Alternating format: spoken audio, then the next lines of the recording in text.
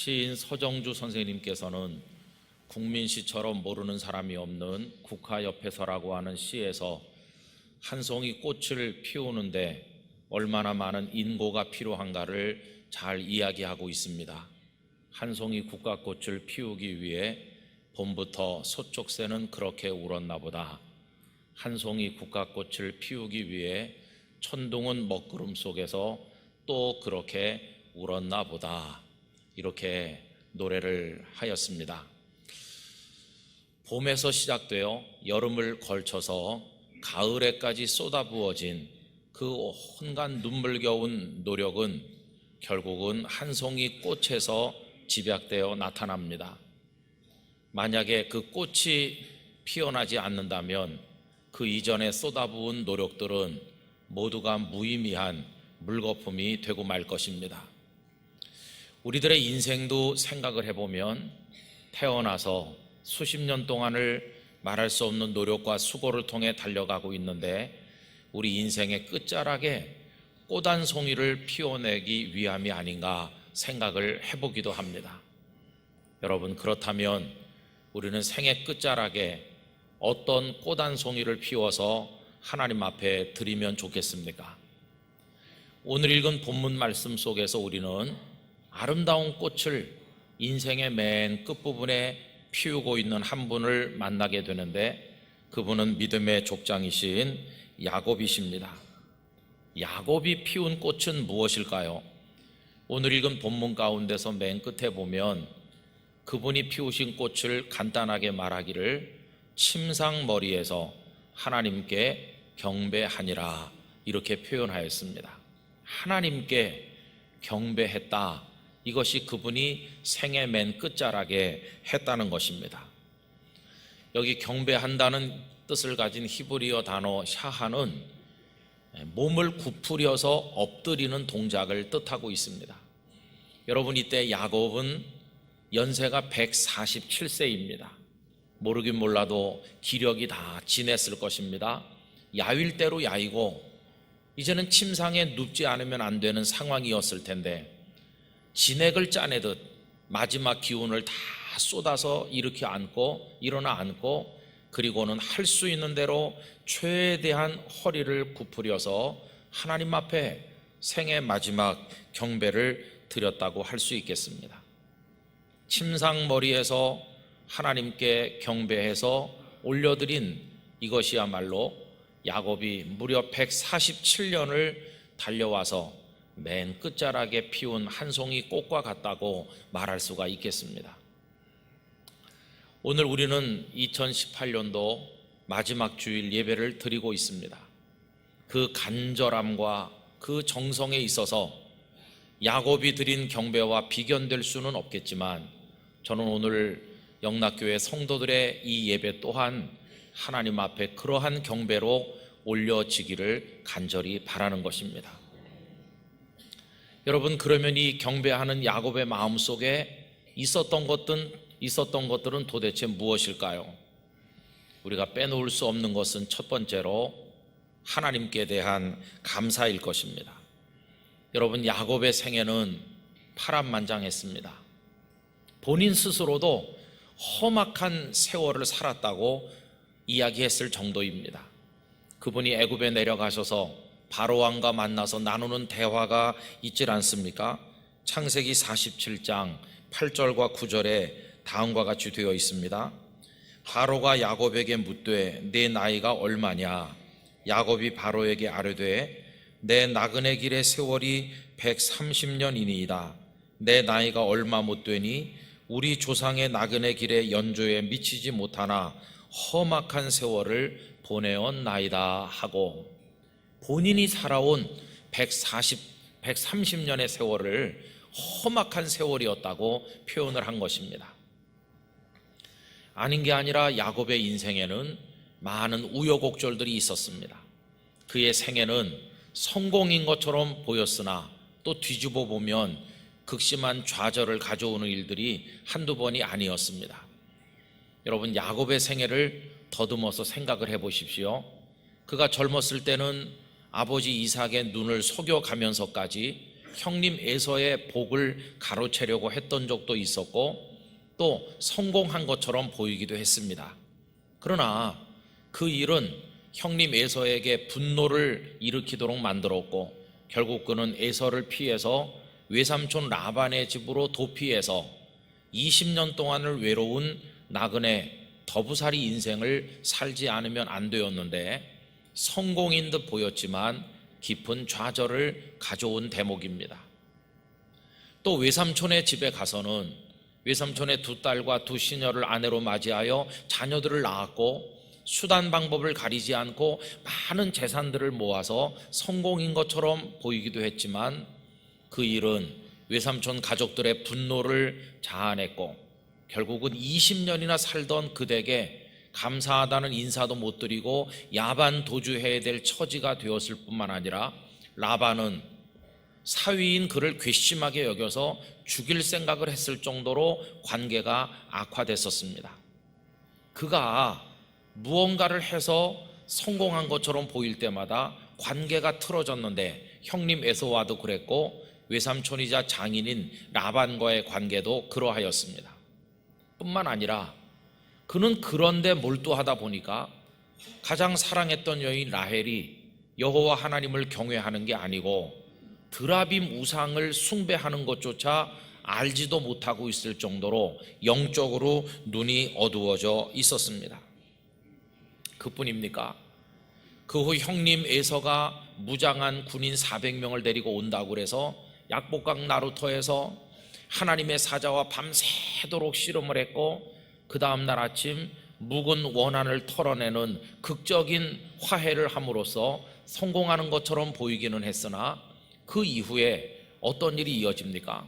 그는 숫곳에서 우리간을 짓고 살기도 하고 세겜의 땅을 사서 주저앉기도 했는데 결국은 사랑하는 딸 디나가 나가서 겁탈을 당하고 누이 동생의 복수를 위해서 시므온과 레위는 세겜성 사람들을 죽여 살인자가 되고 나머지 자녀들은 그 성을 약탈하다 보니 거룩한 가정이 아니라 무슨 마적대 같은 모습으로 그 가정이 전락했습니다. 가장 경건해야 될 야곱의 가정이 얼마나 많이 망가졌나 하는 것을 알게 됩니다. 그 다음엔 어떻게 됐나요? 그는 형님과의 이 모든 문제가 다 끝나고 그런 일을 겪은 다음에 서둘러 세겜을 떠나게 되죠.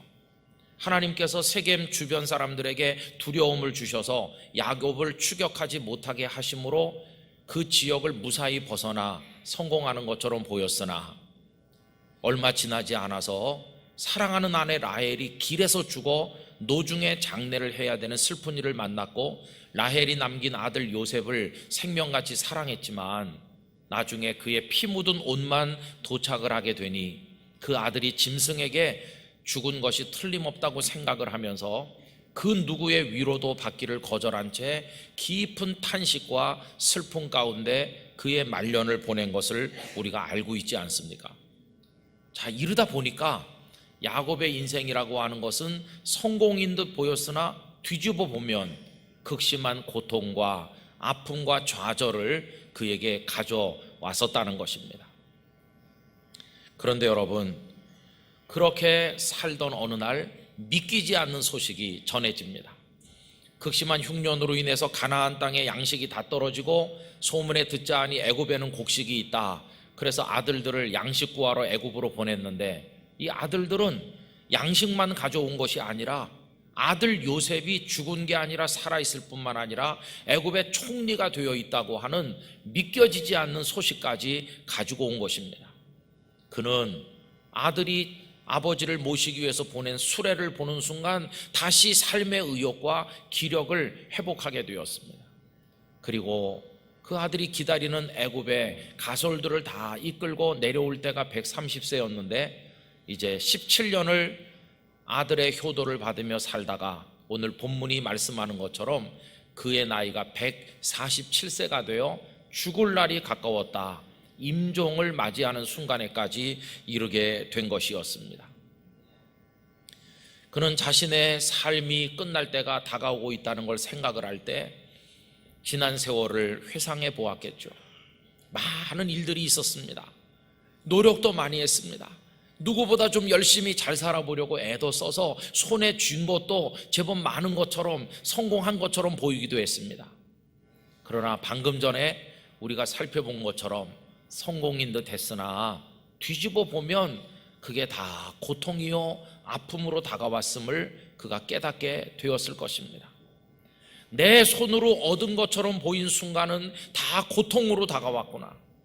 그런데 내가 모든 걸 내려놓고 가만히 있었더니 총리가 된 아들을 만나게 하시고 말년에 효도를 받으며 살게 하셨구나. 오늘 내가 여기서 평안한 임종을 맞이하는 이 순간까지 이르게 된 거 내 노력과 나의 수고 때문이 아니구나. 이건 전적으로 하나님의 은혜 때문이구나. 이 사실을 그가 깨달은 것입니다. 그래서 요셉이 그 에브라임과 므낫세 두 아들을 데리고 아버지 병문안으로 왔을 때 그가 창세기 48장 15절 16절에서 한 이야기가 있죠. 그 중간에 이런 말씀이 나옵니다. 자신의 삶을 회상하면서 하는 말씀이죠. 내 조부 아브라함과 아버지 이삭이 섬기던 하나님. 여러분 그 다음 귀절부터가 마음에 너무나 와서 착 감기지 않습니까? 나의 출생으로부터 지금까지 나를 기르신 하나님, 태어나서 임종의 순간 여기까지 나를 기르신 하나님, 그리고 나를 모든 환난에서 건지신 여호와, 이렇게 말합니다. 하나님께서 기르셨습니다. 하나님께서 건지셨습니다. 하나님께서 그 순간에까지 인도하셨음을 깨닫게 됐습니다. 그걸 깨닫고 나니까 내가 여기까지 살아온 게 다 하나님의 사랑과 은혜 때문이라는 것을 알게 되니까 가슴 속에 끓어오르는 것은 감사밖에 없었습니다. 그 감사의 마음을 가지고 마지막 남은 기력을 다해서 침상머리에서 하나님을 향해 몸을 굽혀 경배를 드리게 된 것이었습니다. 우리 영락가족 여러분, 저는 오늘 이 시간 2부 예배를 드리는 우리들의 마음 속에도 야곱의 마음에 사무치던 그 하나님의 은혜에 대한 감사가 가득하기를 간절히 원합니다. 2018년 참 어려웠습니다. 연초에는 북한 핵으로 인한 전운이 고조되어 모두가 다 두려워하고 걱정했는데 여러 가지 노력 끝에 하나님은 우리를 불쌍히 여기셔서 아직 핵이 터지지 않았고 아직 전쟁이 일어나지 않았어요. 앞으로 어떻게 될지 우리는 알지 못하지만 오늘 이 평화로운 가운데서 하나님 앞에 송년주일 예배를 드리고 있다는 이 사실 하나만으로도 얼마나 감사한지 말할 수 없어요. 많은 문제들이 있었지만 아직 이 자유민주주의 국가인 대한민국이 유지되고 신앙의 자유가 있어서 하나님을 찬송할 수 있게 된 것이 얼마나 감사한지. 여러분 지난 한 해 동안 경기가 바닥이라고들 말하며 다 힘들다고들 말했는데 그래도 우리 아직 굶지 않고 다들 따뜻한 옷 입고 오늘 이 자리에 와서 앉아 예배하게 되니 하나님의 길러주시는 은혜입니다. 여러분 다 여기 올 수 있는 건강, 사랑하는 자녀들, 그리고 우리 가정을 지켜주시고 일터를 인도해 주신 하나님, 그리고 영락교회 공동체를 여기까지 보존하시고 여기서 어김없이 하나님 앞에 영광과 찬송을 올려드릴 수 있도록 여기까지 인도하신 하나님의 은혜를 생각을 하면 우리의 가슴에 만 입으로도 다 표현할 수 없는 감사가 있는 거 아니겠습니까?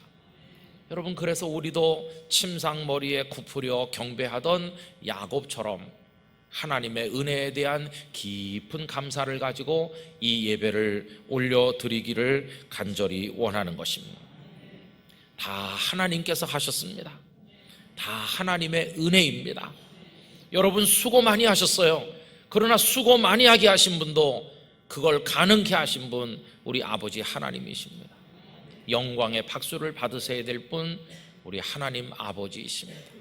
그래서 마음속으로 하나님 감사해요, 하나님 영광 받으십시오, 이런 마음으로 예배를 드려야만 할 것입니다. 그리고 두 번째로 침상머리에서 경배하는 야곱의 마음을 채운 것은 모든 걸 포기하고 내려놓음으로 하나님을 붙들고 미래로 나가고자 하는 간절한 마음이었다고 할 수 있습니다. 여러분 야곱의 마음속에는 단순한 감사만이 있었던 것은 아닙니다. 그는 미래를 바라보는 눈을 들고 이 순간을 맞이하고 있습니다. 오늘 말씀에서 그가 요셉에게 하는 부탁이 있죠. 내가 죽거든 나를 여기 애굽 땅 고센에 장례하지 말고 조상들의 묘지에다가 장례를 해달라고 부탁을 합니다. 그리고 요셉은 그렇게 하겠노라고 맹세합니다. 오늘 본문 29절과 30절 보십시오.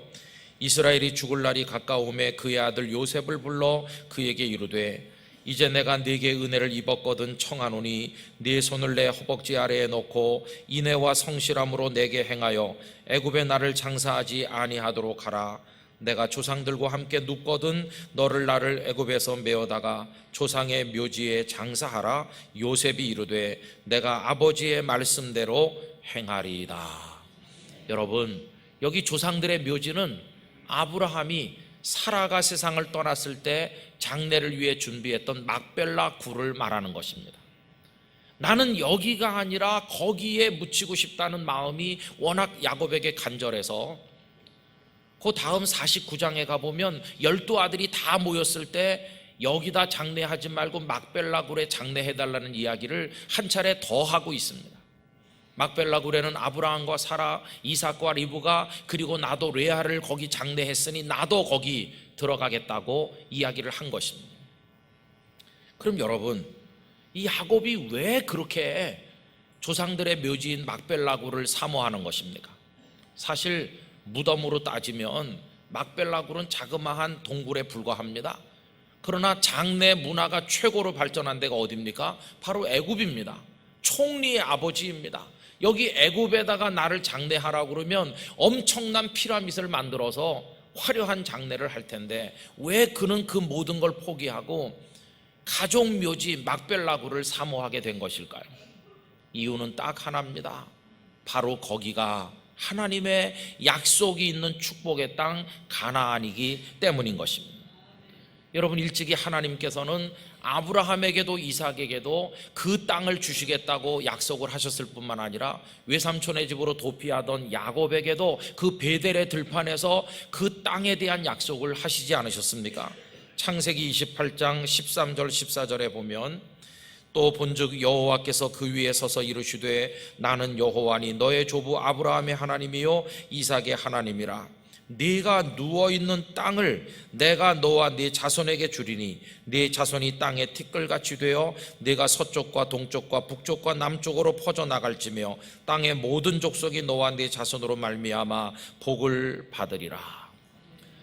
할아버지 때도 아버지 때도 야곱 본인 때도 하나님께서는 가나안 땅을 너 누운 땅, 바로 그 땅을 주시겠다고 약속을 계속해서 하신 것이었어요. 그래서 그는 임종이 다가올 때 그 땅을 사모했습니다.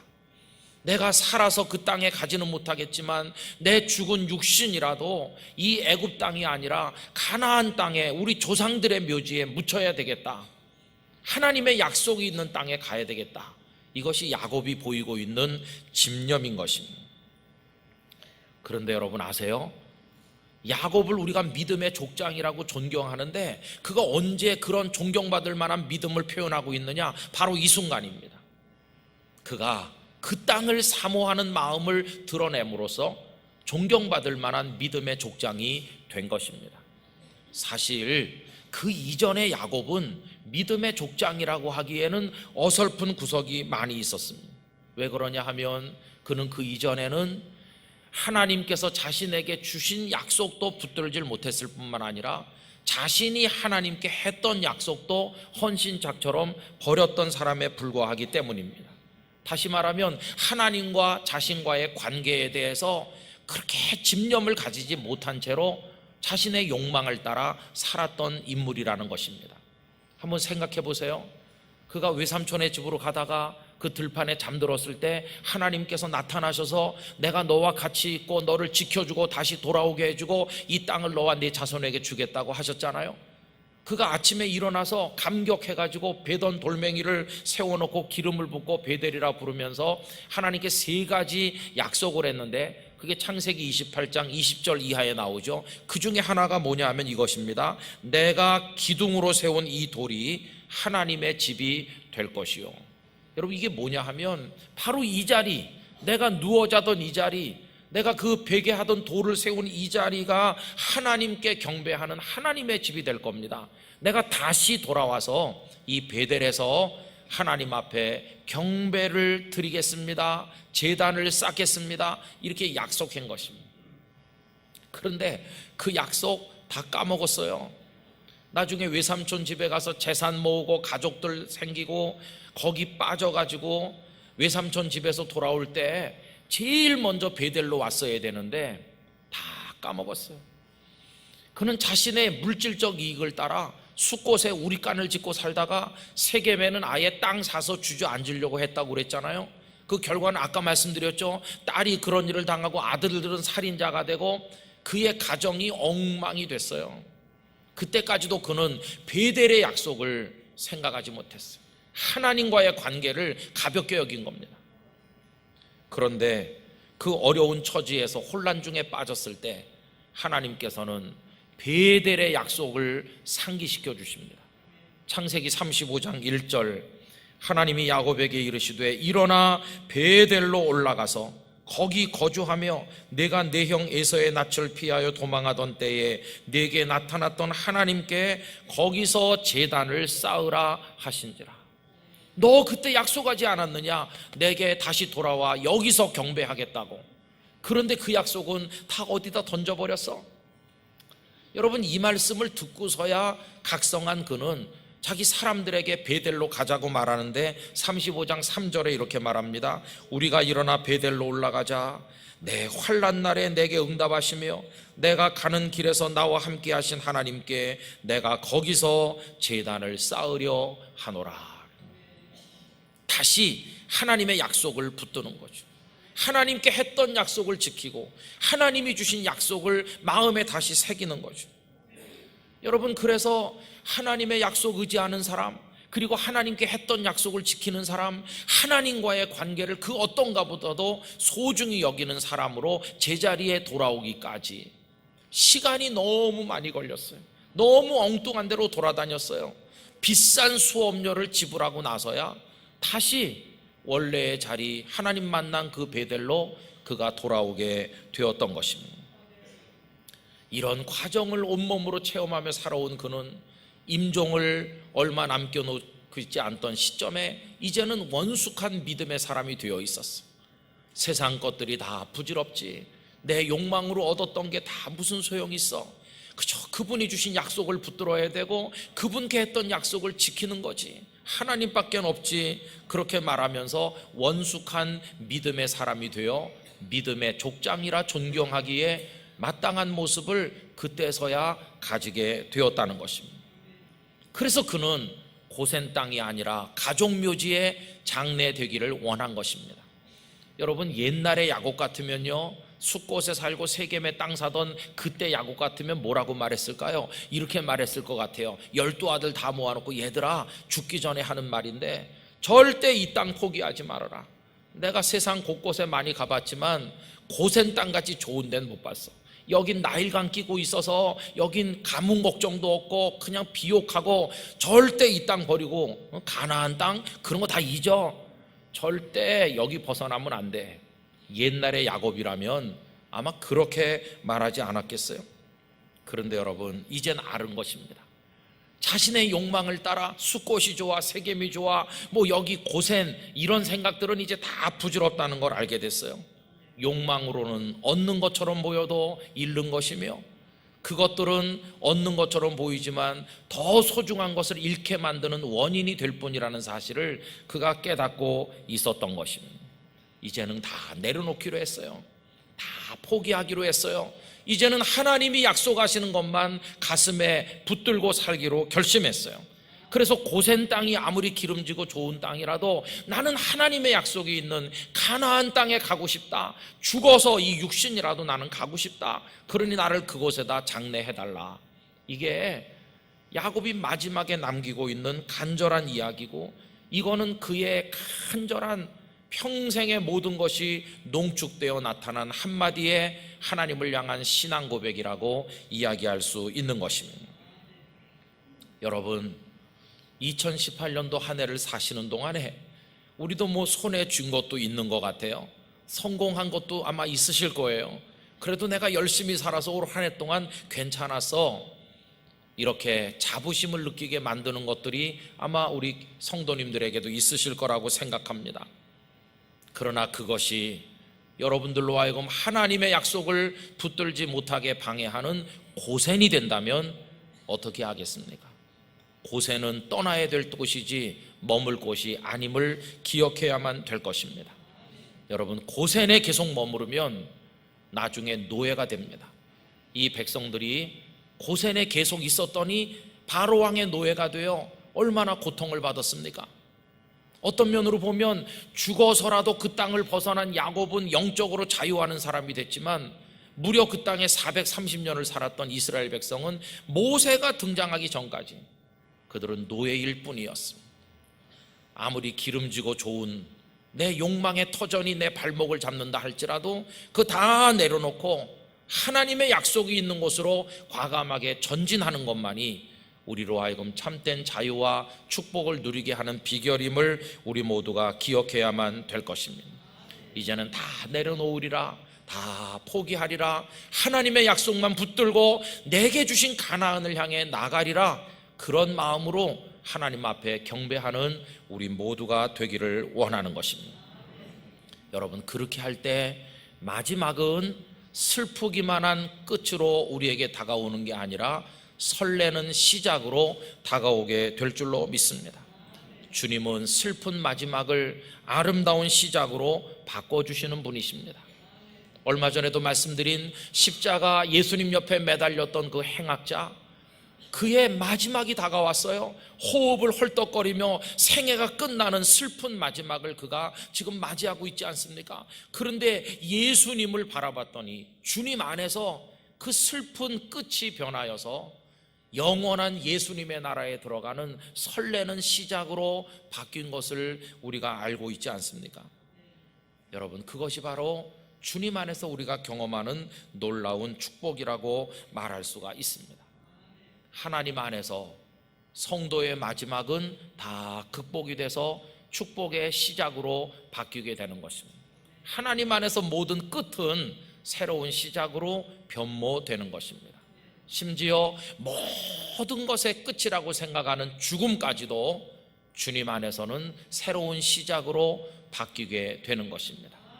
우리가 한평생을 살다가 야곱이 임종을 맞이하듯이 저나 여러분 모두가 언젠가는 임종의 때를 맞이하게 될 텐데, 여러분, 그때 우리 모두 세상의 삶은 다 내려놓고 우리에게 약속하신 영원한 천국이라는 가나안을 바라보면서 우리도 엎드려 경배하는 한 송이 믿음의 꽃을 하나님 앞에 올려드린다면 우리 이 땅의 삶으로 끝나는 존재가 아니라 영원한 생명에 들어가는 축복의 사람이 될 줄로 믿는 것입니다.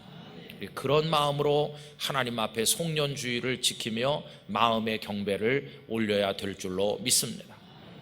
아무쪼록 영락 가족들 한 분 한 분들의 한 해 마무리, 그리고 새해 맞이 속에 이런 놀라운 하나님의 은총이 함께 하시고 우리를 향해 베푸신 그 크신 하나님의 사랑을 찬송하는 감격이 있으시기를 주님의 이름으로 축원합니다. 기도하겠습니다. 거룩하신 아버지 하나님, 2018년도 송년주일 2부 예배 자리에 머무르기까지 하나님의 은혜만이 우리를 인도하였습니다. 하나님의 사랑만이 우리를 채웠습니다. 아버지, 감사드립니다. 이제 우리가 무언가를 얻은 것처럼 보일지라도 그것이 고센이 될까 두려워 다 내려놓겠습니다. 이제는 새해를 향해 출발하며 하나님의 약속만을 붙들고 그 가나안을 향해 다시 허리띠를 동여매고 달려가겠습니다. 저희의 나가는 앞길에 은총을 내려 주시옵소서. 예수님의 이름으로 기도드리옵나이다. 아멘.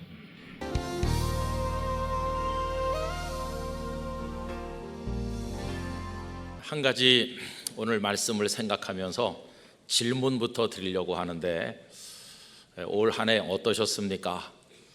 한 해가 끝나가는 이 무렵에 오셔서 우리가 어떤 일을 하고 나면 평가를 하도록 되어 있는데, 우리 성도님들의 한 해 삶에 대해서 스스로 평가하신다면 몇 점이나 주실 수 있으십니까? 간단히 말해서 성공이셨습니까? 아니면 실패였다고 생각하십니까? 네. 그리고 우리가 또 성공과 실패를 이렇게 판가름한다고 할 때 진정한 성공은 무엇이겠나 이런 생각을 해보게 됩니다.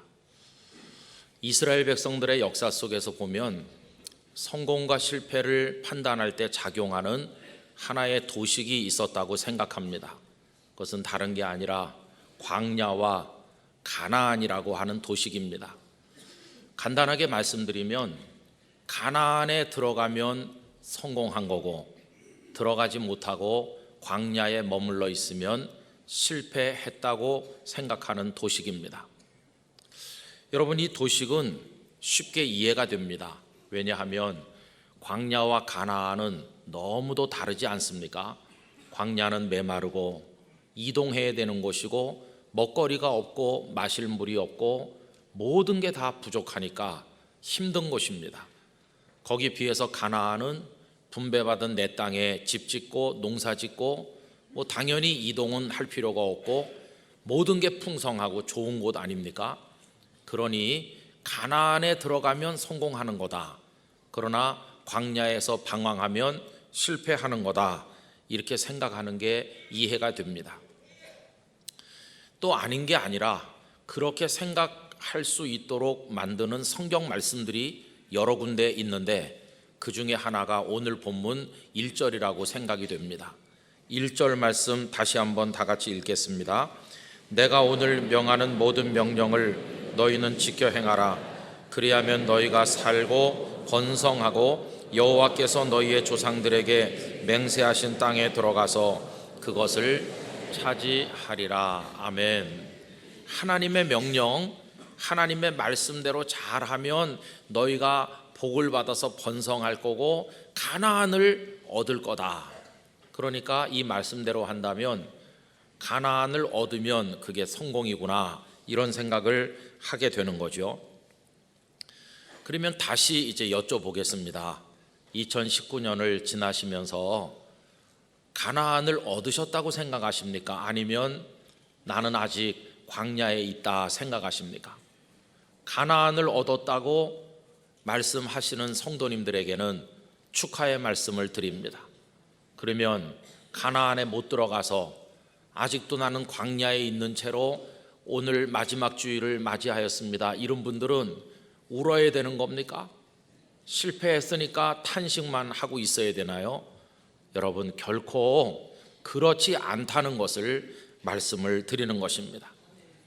저는 이 시간 영락교회 성도들이 가나안 땅에 들어가면 성공이고 그렇지 않으면 실패라는 이 무거운 도식에서 벗어나셔서 자유를 누리시게 되기를 바랍니다. 그럼 이런 도식이 성경에 있는데 어떻게 우리가 여기서 벗어날 수가 있는 것일까? 이렇게 생각을 해보면요, 이 도식을 끝까지 붙들면 우리는 엉뚱한 착각에 빠질 위험성이 있습니다. 첫 번째 착각은 가나안 땅을 얻었다고 생각하는 이들이 내가 하나님의 말씀대로 잘 믿었기 때문에 이 땅을 얻었다, 이렇게 생각할 텐데 그게 착각이라는 겁니다. 여러분, 이스라엘 백성들의 예를 생각을 해보십시오. 그분들은 여호수아를 대표로 세우고 가나안 땅을 얻질 않았습니까? 그러면 이스라엘 백성들이 하나님의 말씀에 잘 순종하고 하나님을 잘 믿었기 때문에 가나안을 얻은 것입니까? 그렇지 않습니다. 여러분, 우리가 말씀 쭉 읽어보면 이스라엘 백성들처럼 하나님께 불순종하고 불신앙하고 원망을 많이 한 사람도 없다고 생각될 정도로 그들은 하나님을 제대로 못 믿은 때가 많았습니다. 그런데 어떻게 가나안을 얻었나요? 그것은 그들이 하나님을 잘 믿어서가 아니라 약속하신 것을 반드시 지키시는 하나님의 신실하심 때문이었습니다. 모세가 십계명을 받기 위해서 시내산에 올라가셔서 40일 계시는데 산 아래에 있었던 백성들이 무슨 일을 했나요? 금송아지 우상 만드는 아주 치명적인 죄를 지었습니다. 그 이후에 33장 1절부터 그 출애굽기 말씀 보면 하나님의 말씀이 이와 같이 나와 있습니다. 여호와께서 모세에게 이르시되 너는 네가 애굽 땅에서 인도하여 낸 백성과 함께 여기를 떠나서 내가 아브라함과 이삭과 야곱에게 맹세하여 네 자손에게 주기로 한 그 땅, 가나안이죠. 그 땅으로 올라가라. 내가 사자를 너보다 앞서 보내어 가나안 사람과 아모리 사람과 헷 사람과 브리스 사람과 히위 사람과 여부스 사람을 쫓아내고 너희를 적과 꿀이 흐르는 땅에 이르게 하려니와 라고 말씀했어요. 내 사자를 보내서 너희 조상들에게 약속한 대로 가나안의 7 족속을 몰아내고 그 땅을 너희들에게 주겠어. 여러분, 거기까지는 별 문제가 없는 것처럼 보이죠. 근데 이게 좋은 말씀이 아닙니다. 왜 그러냐 하면요, 그 다음 말씀이 아주 심각하거든요. 이어지는 그 다음 말씀은 이겁니다. 나는 너희와 함께 올라가지 아니하리니 너희는 목이 곧은 백성인즉 내가 길에서 너희를 진멸할까 염려함이니라 하시니. 이 무슨 얘기냐 하면요, 그 땅은 내가 주겠다는 겁니다. 왜? 약속했으니까. 나는 약속을 지키는 하나님이니까 그 땅은 주겠어. 그러나 나는 너희들하고 같이 가고 싶지 않아. 얼마나 너희들이 목이 곧고 불순종하는지, 내가 같이 갔다가는 너희들을 진멸시킬까 내가 걱정스럽다. 난 너희들하고 같이 가진 않겠어. 이걸로 끝이야. 땅이나 받아먹고 떨어져라. 쉽게 말하면 그런 말씀이에요. 여러분, 하나님께서요 그들을 그렇게 생각하셨다니까요. 그러면 가나안 땅을 얻으면 하나님 잘 믿은 겁니까? 아닙니다.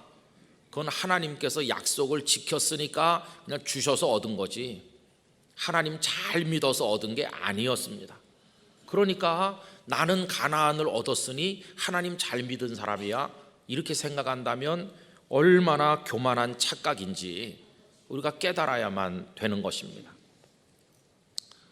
또 반대로요, 이 도식은 우리에게 정반대 방향의 착각도 하게 만듭니다. 이런 거죠. 나는 아직도 가나안을 못 얻고 광야에 있으니까 하나님의 말씀대로 살지도 못했고 잘 못 믿어서 그래, 이러면서 자신을 학대하는데 이것도 착각이라고 하는 것입니다. 가나안을 못 얻는 이유가 하나님을 못 믿어서 꼭 못 얻는 겁니까? 여러분, 그렇지 않은 경우들도 있습니다. 우선 예를 들어서 모세를 생각해 보십시오. 모세는 가나안 땅에 들어가지 못했습니다. 그럼 모세는 하나님을 안 믿었나요? 아닙니다. 모세같이 하나님께 신실하고 하나님을 대면하여 말씀을 하고 하나님 주신 사명을 100% 완수를 하고, 성경은 그에 대해서 모세 같은 인물이 그 다음에는 일어난 일이 없다 할 정도로 대단한 믿음의 사람 아닙니까? 그런데 왜 가나안을 못 얻나요? 그거는 믿음이 없어서가 아니라 불신앙하고 원망하는 이 백성들을 인도하는 지도자로서 그들을 설득하기도 하고 타이르기도 하고 꾸중하기도 하면서 그들과 함께 가다 보니 그 고통의 일부가 모세에게 나눠진 것뿐이지, 모세가 하나님을 안 믿어서 그런 게 아니라는 것이, 공동체로 인하여 그 고통이 공유된 것입니다. 또 어떤 경우는 그 공동체로 인한 이유 외에도 때가 아직 차지 않았기 때문인 경우도 있더라는 겁니다. 그 예가 여호수아와 갈렙이시죠. 여러분, 이분들은 대단한 믿음의 인물들입니다.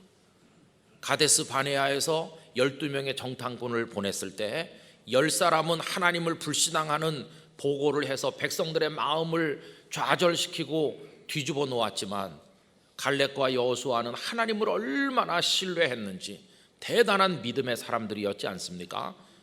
그런데 그들은 백성들이 하나님의 진노를 받아 광야를 도니까 이들도 같이 광야를 배회할 수밖에 없었는데요. 그럼 그들이 하나님을 안 믿어서 그런가요? 아니요. 하나님 잘 믿었지만 그 공동체로 인한 고통에 같이 참여하게 된 것이고, 40년 그 기한이 차고 나니까 여호수아와 갈렙은 당당하게 가나안의 백성이 되었으니까 그 40년이라는 때가 차지 않았기 때문에 가나안을 얻지 못했을 뿐이라는 걸 생각할 수 있다는 것입니다. 그래서 여러분, 오늘 본문 1절이 일반적인 말씀인데 예외적인 상황들도 있다는 걸 생각을 해본다면, 내가 2019년 송년주의를 맞이했지만 가나안을 못 얻어서 난 실패했나? 꼭 이렇게 낙심하시면서 우리의 한 해 삶을 실패로 규정지을 필요가 없다 하는 말씀을 드리는 것입니다. 여러분, 그리고요, 가나안을 얻지 못했다 할지라도 우리의 삶을 실패로 규정짓지 말아야 될 정말 중요한 이유가 있습니다. 하나님께서 백성들을 택하시고 부르시고 애굽에서 벗어나 나오게 하신 그 목적이 뭔가를 생각을 해봐야 됩니다. 여러분, 왜 그들을 불러내셨나? 이렇게 질문한다면 가능한 첫 번째 대답은 그들에게 자유를 주시기 위함이었다고 할 수 있습니다. 그들이 애굽에서 요셉을 알지 못하는 바로 왕이 등장한 이후부터 노예가 돼서 고통을 워낙 받고 자식을 낳아 키울 수 있는 자유마저도 박탈당할 정도로 억압을 당하고 있으니까 그들을 자유토록 해방시키시기 위해서 불러내셨다, 이렇게도 대답할 수 있지 않겠습니까? 그런데 여러분, 그거는 틀린 대답은 아니에요. 그것도 자유를 주기 위함이다. 그리고 또 한 가지 대답한다면 뭐가 있을까요? 아까 말씀드린 것처럼 약속하신 땅을 주시기 위해서, 땅이 없으면 번영하는 백성이 될 수 없으니까 그래서 그들을 불러내신 거다, 이렇게 대답을 해도 틀린 대답은 아닌 것이죠. 그래서 왜 그들을 택하시고 부르셨나라고 물을 때 자유를 위해서 땅을 주시려고 이렇게 대답할 수도 있겠다는 겁니다. 그런데 여러분, 제가 방금 이 말씀을 드리면서 자유와 땅을 주시기 위함이라는 걸 정답이라고 하진 않았습니다. 그냥 틀린 대답은 아니라고 했습니다. 그러면 이렇게 표현하는 것은 진짜 정답, 하나님께서 그들을 선택하시고 부르신 진짜 목적은 따로 있다는 말씀이죠. 자유와 땅은 부수적인데 불구하고 진짜 중요한 목적은 따로 있습니다. 하나님께서는 왜 그들을 택하시고 불러 애굽 바깥으로 나오게 하셨나? 그 진정한 목적이 뭘까요? 바로 이겁니다. 하나님의 백성 만들기 위해서입니다. 그게 목적입니다. 어떤 하나님의 백성입니까? 오직 하나님 한 분만 경외하고 오직 하나님 한 분만 의지하고 오직 하나님의 말씀에만 순종하는 진짜 하나님의 백성을 만드시려고 하는 게, 그게 하나님의 목적이었다는 겁니다. 여러분, 이것은요, 결혼을 생각해 보면 아주 쉽게 이해가 돼요. 결혼하려고 하는 신랑과 신부 두 사람이 왜 결혼합니까? 결혼 반지 주고받으려고 결혼하는데요. 그렇습니까? 그건 뭔가 잘못된 거죠. 반지 주고받으려고 결혼하는 건 아닙니다. 그럼 왜 결혼합니까? 사랑하기 때문에 나는 그의 사람이 되어주고 그는 나의 사람이 되게 해서 우리가 하나 되기 위해서 결혼하는 거지, 혼수품 주고받으려고 결혼하는 거 아닙니다. 그래서 아주 고급 혼수품을 주고받고 큰 집을 장만해서 가득가득이 살림살이를 쌓아놨다 할지라도 그 다음부터 너는 너 나는 나 이렇게 하면은 그게 제대로 된 부부이겠어요? 그건 아니잖아요. 여러분, 하나님과 이스라엘 백성의 관계가 똑같습니다. 왜 하나님과 이스라엘 백성이 연결되느냐? 자유와 땅을 주고받으려고, 그거 주고받으려고 하나님과 백성들이 관계를 맺으시느냐? 그게 아니라는 것입니다. 하나님께서는 이스라엘 백성의 하나님이 되어주시고 이스라엘 백성은 하나님의 백성이 되도록 하기 위해서 하나님과 이스라엘 백성이 만나는 겁니다. 여러분, 뭘 주고받는 게 목적이 아니라는 것입니다. 그래서 여러분, 진짜 사랑하는 부부는 어떻습니까? 실반지 하나 주고받을 처지가 못 되더라도 괜찮아요. 나는 당신만 내 곁에 있어서 나의 신랑, 나의 아내가 되어주면 난 그걸로 행복해요. 그게 진짜 부부인 것처럼 이스라엘 백성도 그렇다는 겁니다. 자유와 땅을 주시니까 내 하나님인 게 아니라, 하나님 괜찮아요, 그런 거 없어도 하나님이 나의 하나님이시고 나 같은 게 하나님의 백성 된 거, 그거면 너무너무 감사하고 충분합니다. 여러분, 그런 하나님의 백성 되기를 하나님께서는 원하셨다는 것입니다. 그래서 땅이야 있든지 없든지, 자유야 있든지 없든지 하나님만 경외하고 하나님만으로 기뻐하고 하나님의 말씀만 따라 살고 하나님 한 분을 전부로 모시고 사는 그런 믿음을 가진 백성이 되게 하시려는 게 하나님의 목적이셨다 하는 겁니다. 그리고 여러분, 이런 하나님의 백성으로 만들어 가는데 최적의 환경이 광야였다는 것입니다. 그래서 그들을 광야로 인도해 내신 겁니다. 사실요, 뭐 자유와 땅을 주는 게 궁극적 목적이었다면 굳이 그 가나안 땅일 필요도 없고 굳이 애굽 바깥으로 나오게 할 필요도 없죠. 왜냐하면 애굽 안에서도 얼마든지 줄 수 있거든요. 여러분, 그들이 노예가 된 것이 워낙 숫자가 적고 힘이 연약해서 노예가 된 줄 아십니까? 아닙니다. 그들은 애굽의 바로 왕이 겁을 먹을 정도로 충분히 수도 많고 강했습니다. 그 이야기가 출애굽기 1장 8절 이하에 다음과 같이 나옵니다. 요셉을 알지 못하는 새 왕이 일어나 애굽을 다스리더니 그가 그 백성에게 이르되 이 백성 이스라엘 자손이 우리보다 많고 강하도다. 겁먹었지 않습니까? 자, 우리가 그들에게 대하여 지혜롭게 하자. 두렵건대 그들이 더 많게 되면 전쟁이 일어날 때에 우리 대적과 합하여 우리와 싸우고 이 땅에서 나갈까 하노라 하고, 바로 왕이 이스라엘 백성들을 두려워했습니다. 우리보다 더 많고 강하다고. 여러분, 그 정도 힘이 있으면 애굽에서 나갈 게 아니라 애굽 사람들을 굴복시키고 오히려 그들이 주인이 되고 그리고 그 땅 다 얻어서 누릴 수 있잖아요. 여러분, 하나님께서 자유와 땅을 주시는 게 목적이었다면 굳이 애굽 바깥으로 불러낼 필요가 없는 것이죠. 광야가 필요가 없다는 겁니다. 그런데 왜 하나님께서는 그들을 광야로 꼭 인도해 내셔야만 했느냐? 아까 말씀드린 것처럼 하나님의 백성으로 훈련하는데 광야보다 더 좋은 훈련장은 없었기 때문이라 하는 것입니다. 그럼 광야는 도대체 어떤 곳이길래 하나님의 사람 되기에 적합한 곳입니까? 한마디로 말하면요, 광야는 하나님 없이는 못 사는 곳이기 때문입니다. 먹을 것과 마실 거 다 하나님 주셨습니다. 만나와 메추라기, 그리고 구름 기둥과 불 기둥의 보호 하나님이 하신 것입니다. 거기 아말렉을 만나고 미디안을 만나고 아모리 족속을 만나 전쟁할 때 싸워 이길 수 있는 능력을 주신 분 하나님이셨습니다.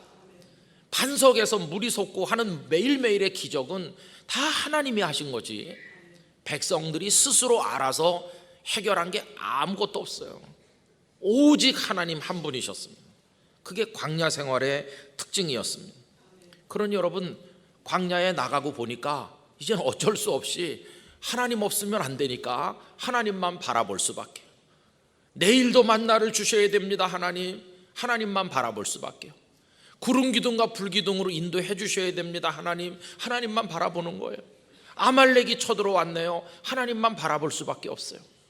그 광야를 통과하면서 그들이 철저히 깨달아지는 거, 아, 하나님 없이는 못 사는구나. 그거를 이제 깨달아가게 되는 거죠. 그래서 그 시간을 통해서 하나님께서는요, 확인하시는 겁니다. 이 백성이 자유에만 도취돼서 방종하는 백성이 되는가? 땅에만 관심 있고 나 하나님 따위는 관심도 없나? 내가 한번 보겠어. 그게 2절 말씀이거든요. 여러분, 오늘 말씀 2절 함께 읽겠습니다. 내 하나님 여호와께서 이 40년 동안에 내게 광야길을 걷게 하신 것을 기억하라. 이는 너를 낮추시며 너를 시험하사 내 마음이 어떠한지 그 명령을 지키는지 지키지 않는지 알려 하심이라. 아멘. 처음에는 자기들을 의지하기도 했을지 모르고 뭐 하나님을 의지하는 마음이 작았을지도 모르지만 광야에서 살다 보니 하나님밖에 없구나, 그거 깨닫는 거예요. 그래서 뭘 깨닫습니까? 하나님밖에 없다는 걸 깨닫고 나면 이젠 하나님께서 말씀하는 대로 할 수밖에 없어. 가라 그러면 가고 멈춰 그러면 멈추는 거다. 우리의 살 길이 하나님의 말씀에 있는 줄로 믿습니다. 떡이 우리를 살게 하는 게 아니라 하나님의 말씀이 우리를 살게 하는구나. 이거 이제 배워가는 거죠. 그게 3절 말씀이거든요. 여러분, 3절 같이 읽습니다.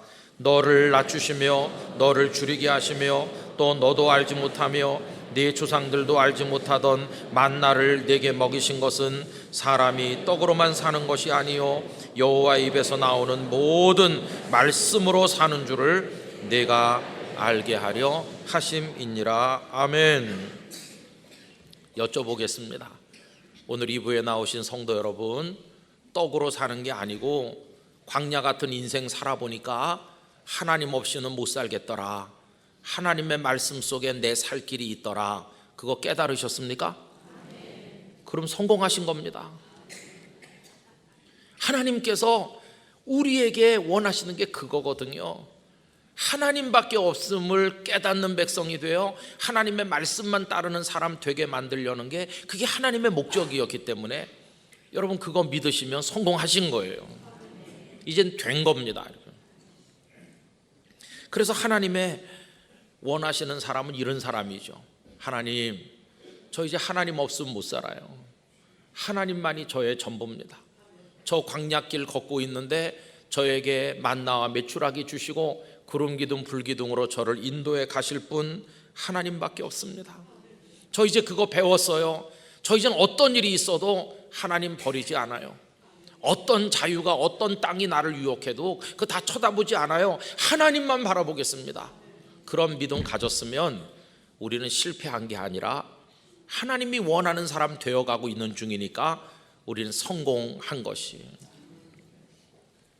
2019년이 끝나는 이때 지난 한 해 동안 가나안 땅도 못 얻고 아직도 나는 광야에 있네, 이렇게 좌절하지 말아야 될 이유는 우리 속에 깨달음이 있기 때문이에요. 어려우면 어려울수록 하나님밖에 없음을 아는 믿음이 점점 생겨나고 있고 이제는 말씀대로만 살아야 된다는 걸 여기까지 채워서 깨닫고 있다면 이게 바로 하나님께서 우리에게 원하신 것이기 때문에 우리는 성공하고 있는 것이, 가나안에 들어가는 게 성공이 아니라 광야에 있더라도 하나님의 백성이 되어가고 있으면 그게 성공하는 겁니다. 저도 그렇습니다. 저도 2019년 시작하면서 제 마음속에 목표들이 있죠. 저도 들어가고 싶은 가나안이 여러 개 있었습니다. 근데 와서 보면 자신 있게 말하지 못할 미진한 부분이 아직도 너무 많이 있어요. 그렇다고 해서 제가 올해는 실패였어 이러면서 좌절합니까? 아닙니다. 오히려 감사할 뿐이에요. 왜냐하면 하나님께서 올 한 해도 저를 이끄셨고 저를 인도해 주셨잖아요. 늘 먹어서 배부르고 입어 따뜻하게 하셨고 이 아름다운 교회 공동체 안에서 영락교회 성도들과 함께 늘 하나님을 찬송하고 예배하게 하시지 않았습니까? 아니, 목표한 걸 다 얻지 못했잖아, 가나안에 못 들어갔잖아. 아니요, 가나안에 못 들어갔기 때문에 더 간절하게 하나님 없이 못 산다는 마음이 강해졌으니 그게 성공하고 있는 것입니다. 그렇게 걷다 보면 가나안 땅에 점점 우리는 가까이 다가서게 되는 겁니다. 올해같이 힘든 때가 있었을까 할 만큼 한국교회도 만신창이가 되고 우리 대한민국도 너무나 어려웠습니다. 지금 뭐 통일이 된 것도 아니고 뭐가 된 거 없어요. 아직 가나안에 못 들어간 것 같아요. 아직도 광야의 어려움이 우리 대한민국 사회를 위협하고 있지 않습니까? 그래도 어렵기 때문에 이 땅의 성도들이 올해처럼 더 간절하게 하나님 앞에 부르짖은 적이 있었나 할 만큼 막 나라와 민족을 위해 기도하지 않았습니까? 그래도 하나님께서 이 땅을 평온하게 지켜 우리가 성탄 캐롤을 부르고 이 연말을 맞이하고 하나님께서 만나와 메추라기 주어 먹게 하셨고 대한민국을 구름 기둥과 불 기둥으로 지키셨고 우리의 마음은 더 간절하게 하나님을 부르고 있으니 우리 지금 성공하고 있는 중이지 결코 실패하는 게 아니라 하는 것입니다. 여러분, 만나와 메추라기는 하늘에서 내려주시는 기적의 음식입니다. 만약에 오늘 어디에서 며칠날 몇 시에 만나 내린다 그러면 여러분 가시겠어요, 안 가시겠어요? 난 짜장면 먹을 거야 그러면서 안 가시겠어요? 다 달려가죠. 왜? 기적의 음식이잖아요. 가나안 땅에서는 그런 기적의 음식을 먹지 못했고요, 광야에서 기적의 음식을 먹고 반석에서 솟는물을 마셨거든요. 기적은 어디서 더 많이 일어났나요? 가나안이 아니라 광야는 날마다 기적이었습니다. 여러분, 그래서 광야는 실패가 아니라 날마다 기적 같은 손길과 은혜로 인도해 가시는 하나님 한 분만 바라보면서 하나님이 원하는 사람이 되어가는 은총의 현장이라는 걸 깨닫게 되는 것입니다. 정말 사랑하는 부부가 여보 괜찮아, 좋은 반지 내 손에 끼워주지 않았어도 난 당신만 있으면 걱정 없어, 당신만 있으면 쌀독에 쌀이 떨어져도 나 걱정 없어, 당신이면 돼. 이게 사랑의 부부인 것처럼 오늘 우리 마음에 이런 기도가 있습니다. 주님, 저 괜찮아요. 저 아직 가나안 땅에 못 들어간 것 같아도 울지 않아요. 저 주님 한 분이면 충분해요. 내년에도 광야 생활이 이어지겠지만 주님이 저에게 구름기둥 불기둥의 은혜를 주실 텐데 뭐가 걱정입니까? 저 주님만 더 간절하게 바라봐서 주님의 사람의 정체성이 더 강화되길 원하고 있어요. 전 오른쪽 왼쪽 쳐다보지 않겠습니다. 주님 한 분만 사랑하겠습니다. 그리고 귀를 닫고 마음의 귀는 주님을 향해 열어서 오직 주님의 말씀대로만 제가 순종하겠습니다. 이런 마음을 지금 가지고 계시다면 우리는 성공하고 있는 중인 것입니다.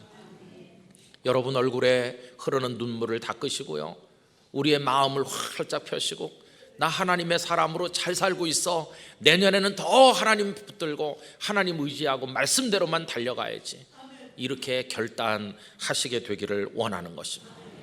그렇게 가면 주 안에 있는 나에게 딴 근심 있으랴 우리 찬송하게 될 것이고, 태산을 넘어 홍곡을 가도 빛 되신 주님 안에 가면 승리할 줄로 믿습니다. 여러분 한 해 동안 수고 많으셨어요. 나중에 나가셔서 난 실패하지 않았어요, 난 지금도 진행형으로 성공하고 있는 중입니다, 그렇게 말씀하면서 하나님만 붙드시는 여러분 되시기를 축원드립니다. 기도하겠습니다. 아버지 하나님, 사람들은 이런저런 기준으로 실패를 규정짓고 마음 아파하지만 저희들에게는 하나님을 바라보는 믿음 있는 한 우리는 하나님의 사람으로 무르익어가는 중이기에 결코 실패가 없음을 압니다. 하나님은 앞으로도 만나와 메추라기, 구름기둥과 불기둥으로 기적 같은 삶을 이끌어 주실 줄 믿습니다. 그 하나님 한 분 바라보며 찬송하며 한 해를 마무리하고 소망 중에 새해를 맞이하게 하여 주옵소서. 예수님 이름으로 기도 올리옵나이다. 아멘.